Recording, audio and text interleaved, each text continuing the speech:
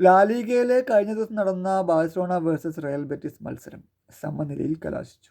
1-1.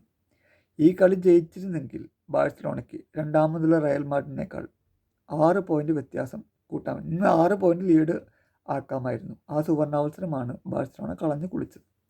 കളി തുടങ്ങിയ 7-ാം മിനിറ്റിൽ തന്നെ ഗാവി ബാഴ്സലോണയെ മുന്നിലെത്തിച്ചു. എന്നാൽ 10 മിനിറ്റിന് ശേഷം 17-ാം മിനിറ്റിൽ നദാൻ റയൽ ബെറ്റിസിനായി സമനില ഗോൾ നേടി. അങ്ങനെ 1-1 സമനിലയിൽ കളി അവസാനിച്ചു. കളിയുടെ സ്റ്റാർട്ടിലേക്ക് വരികയാണെങ്കിൽ ബാഴ്സലോണയ്ക്ക് 74% ബോൾ പൊസിഷൻ ഉണ്ടായിരുന്നു, 5 shot on target.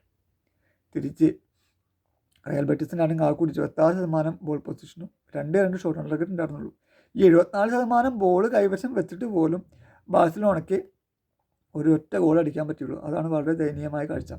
La Liga point table പരിശോധിക്കുകയാണെങ്കിൽ ബാഴ്സലോണ 30 കളിയിൽ നിന്ന് 67 പോയിന്റ്, രണ്ടാമതുള്ള റയൽ മാഡ്രിഡ് 30 കളിയിൽ നിന്ന് 63 പോയിന്റ്, 4 പോയിന്റ് വ്യത്യാസം ഒന്നാം സ്ഥാനക്കാരും രണ്ടാം സ്ഥാനക്കാരും തമ്മിൽ. മൂന്നാം സ്ഥാനത്തുള്ള അത്ലറ്റിക്കോ മാഡ്രിഡ് അതേ സെയിം കളി 30 കളിയിൽ നിന്ന് 60 പോയിന്റ്.